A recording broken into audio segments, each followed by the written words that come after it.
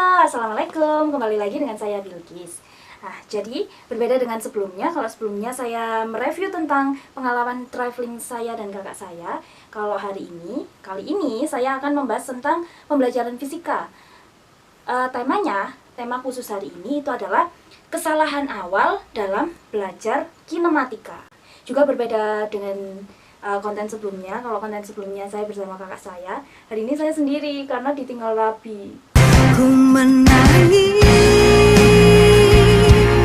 membayangkan. Oke, langsung saja. Jadi, materi kinematika ini adalah materi paling dasar pada fisika, termasuk paling dasar dalam fisika. Nah, makanya materi kinematika ini itu diajarkan pada kelas 1.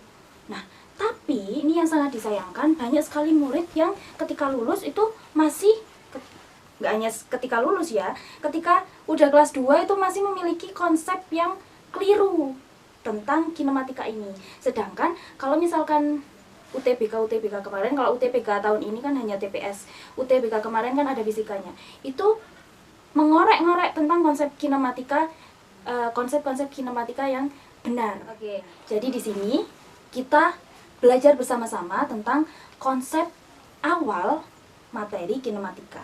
Nah, sebelumnya, apa sih kinematika itu? Kira-kira apa yuk? Kinematika. Kalau mungkin kalian sering dengar ya, ada kinematika, ada dinamika, ada mekanika. Jadi, kinematika itu adalah bahan kajian fisika yang mempelajari tentang gerak tanpa mempedulikan penyebab gerak itu terjadi. Jadi, semua pertanyaan bisa dijawab dengan kinematika, kecuali mengapa gerak itu terjadi. Jadi, penyebab gerak itu terjadi tidak dibahas di sini. Nah, seperti itu. Nah, siswa itu dianggap bisa belajar, bisa mengerti tentang konsep ini ketika dia berhasil mendeskripsikan suatu gerakan dengan benar. Seperti itu. Oke, jadi sudah paham ya tentang kinematika. Jadi kalau kita belajar tentang kinematika, berarti kita belajar mendeskripsikan suatu gerakan benda. Tapi kalau mengapa gerak itu terjadi? Jadi ini sudah di luar kinematika ya. Mengapa gerak itu terjadi? Jawabannya adalah karena gaya. Maka kita sudah belajar ke daerah dinamika seperti itu. Oke, kita masuk ke lebih dalam lagi ya. Jadi pada kinematika itu pasti ada besarannya. Besaran apakah itu? Ada besaran jarak, perpindahan, posisi, kecepatan, kelajuan, dan percepatan. Nah, yang berwarna merah itu adalah besaran vektor, yang berwarna biru adalah besaran skalar. Nah, di fisika itu kan ada dua besaran, ya kan? Ada dua buah besaran, besaran vektor dan besaran skalar. Kalau besaran vektor itu ada besar dan arahnya, kalau besaran skalar itu hanya ada besarnya saja. Jadi tadi yang merah itu adalah besaran vektor, yang biru adalah besaran skalar. Jadi, kali ini saya hanya membatasi fokus pada kecepatan dan kelajuan saja. Nah, untuk yang lainnya kita bahas di pertemuan selanjutnya. Nah, apa yang menyebabkan kecepatan dan kelajuan ini berbeda? Yang pertama, kalau kecepatan itu adalah besaran vektor, berarti ada besar dan arahnya. Misalnya, kecepatannya adalah min 6 meter per sekon. Nah, apa artinya min di sini? Jadi harus ada perjanjian tanda. Kalau saya, perjanjian tandanya seperti ini. Plus itu bergerak ke arah kanan, dan minus itu bergerak ke arah kiri.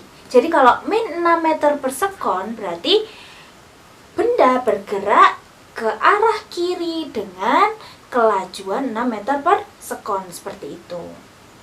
Jadi, kecepatan itu besaran vektor. Kalau besaran vektor, itu ada besar dan arahnya. Di sini arahnya adalah plus dan minus. Kalau besarnya adalah nilainya.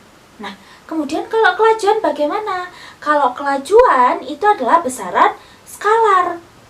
Nah, besaran skalar itu hanya ada besarnya saja. Jadi, nggak ada plus minusnya. Jadi, contohnya, kelajuan suatu benda, kelajuan suatu mobil adalah 40 km per jam. Seperti itu, nggak ada plus, nggak ada minusnya, nggak ada arahnya.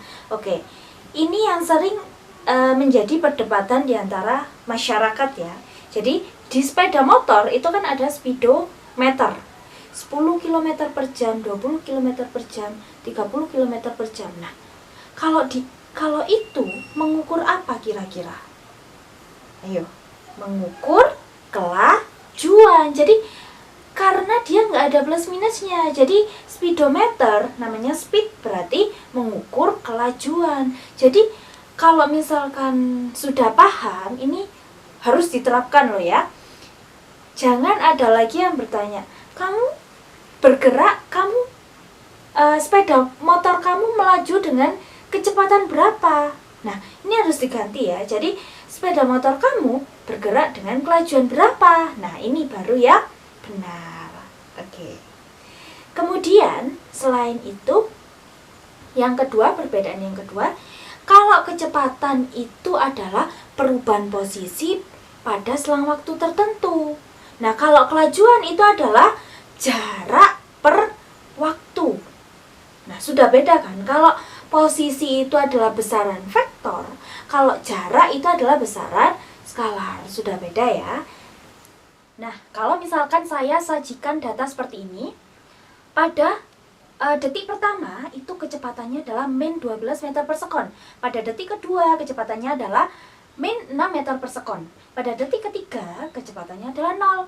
Pada detik keempat kecepatannya adalah 6 meter per sekon. Dan pada detik kelima itu adalah 12 meter per sekon. Nah, ini bagaimana cara mendeskripsikannya? Oke, kita lihat satu persatu ya. Jadi pada detik pertama itu kecepatannya kan min 12 meter per sekon. Artinya benda bergerak ke arah kiri karena min ya, bergerak ke arah kiri dengan kecepatan 12 meter per sekon.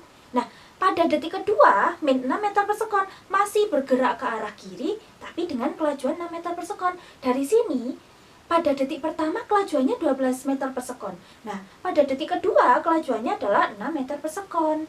Nah, ini sudah dapat disimpulkan. Berarti pada detik ke-1, selang detik 1 sampai 2, benda bergerak ke kiri dan diperlambat. Paham? Diperlambat karena apa? Karena kelajuannya semakin lama semakin menurun. Seperti itu. Nah, ke detik ketiga, di detik ketiga kecepatannya menjadi 0.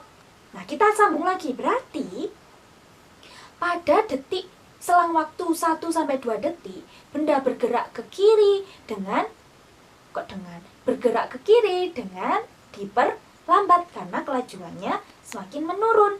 Nah, pada detik ketiga kecepatannya 0, berarti dia diam. Nah, kemudian pada detik keempat itu naik lagi kan dari 0 ke 6, tapi plus. Jadi kalau plus berarti geraknya ke kanan.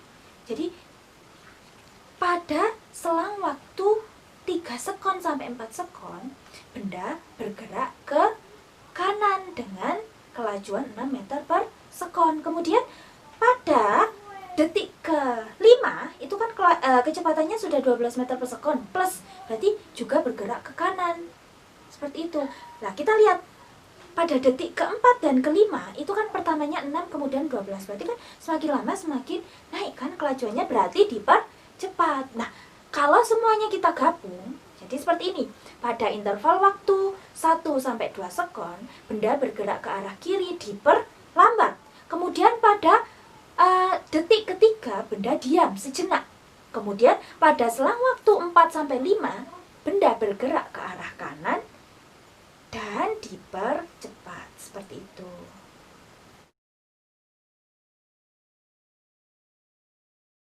Oke, sampai sini dulu ya belajar fisikanya. Untuk konten selanjutnya, ditunggu saja ya.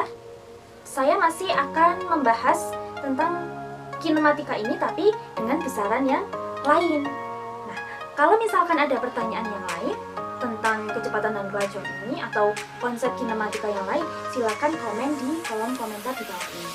Oke, see you on the next video. Dadah, assalamualaikum.